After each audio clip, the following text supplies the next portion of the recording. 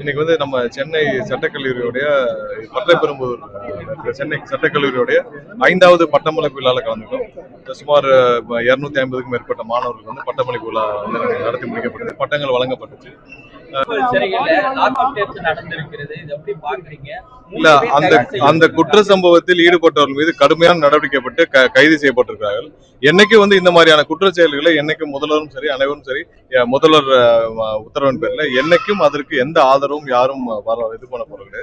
கடுமையான நடவடிக்கை யாராவது வந்து தவறாக கைது செய்யப்பட்டவர்களோ கைதிகளுக்கோ யார் மீதாவது ஏதாவது நடவடிக்கை இந்த மாதிரியான அத்துமீறும் பட்சத்தில் கடுமையான நடவடிக்கை எடுக்கும். துறை ரீதியான நடவடிக்கையும் சஸ்பென்ஷன் இது பண்ணப்பட்டிருக்கு.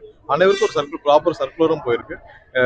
கண்டிப்பா சிறைத்துறையிலையும் பாத்தீங்கன்னா நிறைய இடத்துல பெரிய டிப்ரெஷன்ல இருக்காங்க. ஏன்னா அவங்களுக்கு வந்து பல வருஷங்களாக ப்ரமோஷன் இல்லை, பல வருஷங்களாக தேவையான மற்ற காவல்துறைக்கு ஈக்குவலான ஊதியங்களும் இல்லை, நிறைய டிப்ரெஷன்ல இருக்காங்க. சோ அனைத்தையும் சரி செய்யறதுக்கான வேலைகள் நம்ம வந்து செய்யணும். அந்த அரசு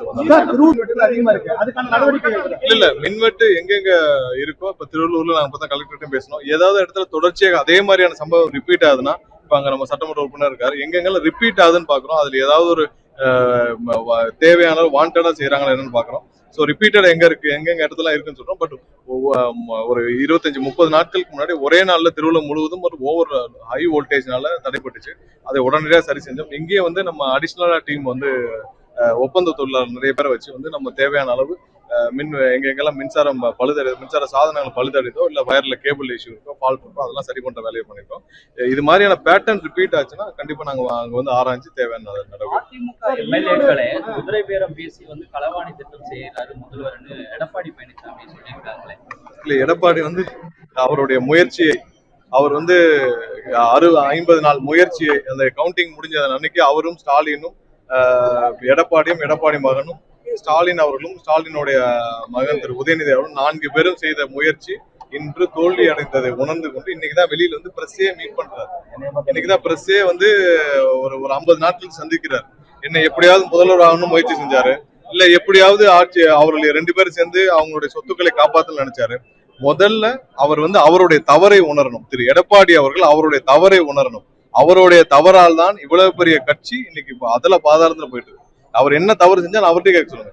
அதிமுக மாதிரியான கட்சியில் என்னைக்குமே வந்து தனிப்பட்ட காரணங்களால் சொந்த குடும்பத்தை நோக்கி பயணிச்சால் அந்த மாதிரி, ஏன்னா புரட்சி தலைவர் எப்படி வாழ்ந்தாரோ, அம்மா எப்படி வாழ்ந்தாரோ அதே மாதிரி ஒரு தலைமை தான் அந்த கட்சியை தாக்குப்பிடிக்க முடியும், அந்த கட்சியோட தொண்டர்களுக்கு வழி நடத்த முடியும். இவர் என்னைக்கு சுயநலமாக அவருடைய குடும்பமும் அவருடைய மகனும் அவருடைய குடும்பத்தை காப்பாற்றுற அந்த கட்சியை பயன்படுத்தணும், அன்னைக்கு கட்சி அழிஞ்சு போச்சு.